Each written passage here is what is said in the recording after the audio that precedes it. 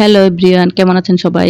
চলে আসলাম আপনাদের মাঝে একটা রেসিপি নিয়ে। আজকে হাঁসের মাংস করে দেখাচ্ছি।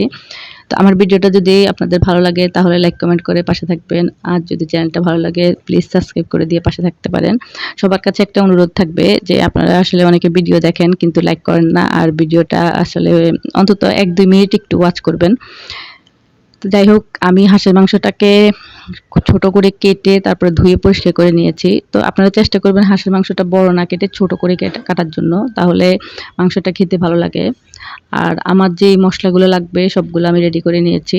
তো হাঁসের মাংসের মধ্যে আমি আদা বাটা, রসুন বাটা, পেঁয়াজ বাটা দিয়ে দিলাম। তার সাথে দিলাম গুঁড়া মসলা। গুঁড়া মসলার মধ্যে আমি দিলাম হলুদের গুঁড়ো, লাল মরিচের গুঁড়ো, জিরে ধনে গুঁড়ো, গোলমরিচের গুঁড়ো। আর দিলাম গরম মসলা বাটা। তো আপনারা চেষ্টা করবেন হাঁসের মাংসের মধ্যে গরম মসলা বাটাটা দেওয়ার জন্য। তাতে কিন্তু হাঁসের মাংসের যে আলাদা একটা গন্ধ থাকে সেটা চলে যাবে। আর এখানে একটু জিরে গুঁড়োটা একটু বেশি দিবেন। তাহলেই হাঁসের মাংসের আর গন্ধটা থাকবে না। সাথে আমি একটু লবণ দিয়ে দিলাম। দিয়ে মাংসটাকে মসলার সাথে খুব ভালো করে মেখে আমি এটা ১ ঘন্টার জন্য রেখে দেব। ১ ঘন্টা পরে আমি এটাকে রান্না করব।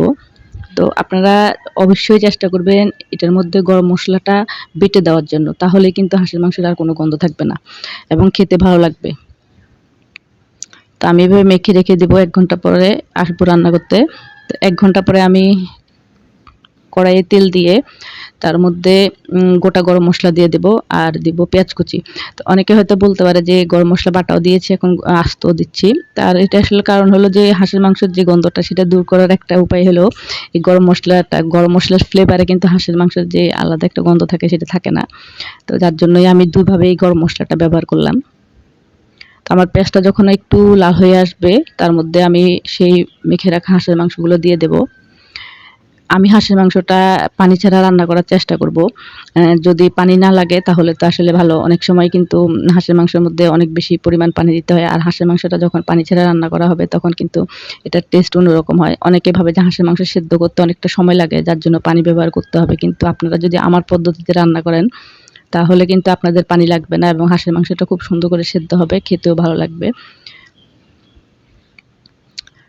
আমি তেলে মাংসটা দেওয়ার পরে খুব ভালো করে এটাকে নেড়েচেড়ে দিলাম। চুলার হিটটা এখন আমি কিন্তু হাই হিটে রেখেছি। রেখে এটা খুব ভালো করে মিশিয়ে নেব।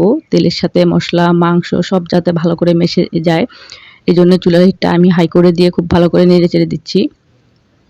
নেড়ে তারপরে এটাকে ঢাকনা দিয়ে দিব। তখন চুলার হিটটা আমি একদম কমিয়ে তারপরে ঢাকনাটা দেব। এভাবে এই পদ্ধতিতে আপনারা হাঁসের মাংস রান্না করে খেয়ে দেখবেন। অনেক টেস্ট হয়, অনেক মজা লাগে এবং যারা খায় না তারাও খেয়ে বলবে যে মজা লাগতেছে। আমার মাংসটা খুব ভালো করে মেশানো হয়ে গেছে। এবার আমি ঢাকনা দিয়ে দেব। এটা আমি ঢাকনা দিয়ে ৩০ মিনিটের মতো ওইভাবে রেখে দেব।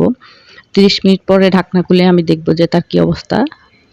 কারণ আমি ৩০ মিনিট ঢাকনা দিয়ে এভাবে রেখে দিচ্ছি। অনেকে ভাববে যে তলায় লেগে যেতে পারে। আসলে না, কারণ হলো চুলার হিটটা আমি একদম লো করে রেখেছিলাম।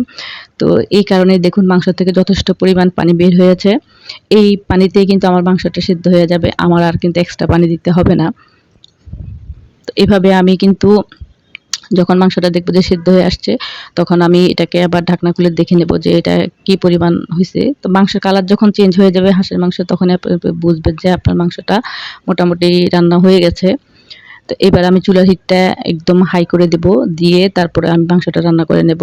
যেহেতু আমার মাংস সেদ্ধ হয়ে গেছে এখন আমি ঝোলের পরিমাণটাও আসলে কম রাখবো। এটা একদম গায়ে, গায়ে যে ঝোলটা থাকে ওরকমভাবে রাখবো। তো হাঁসের মাংস কিন্তু আসলে ঝোল খেতে ভালো লাগে না। তো এইজন্য আমি চুলার হিটটা হাই করে দিয়েছি। হাই করে দিয়ে এটা রান্না করে তারপর আপনাদেরকে দেখাবো যে কেমন হলো। তো দেখুন আমার মাংসটা কিন্তু রান্না হয়ে গেছে। তো কার কাছে কেমন লাগলো জানাবেন। আজকে এই পর্যন্তই। সবাই ভালো থাকবেন, সুস্থ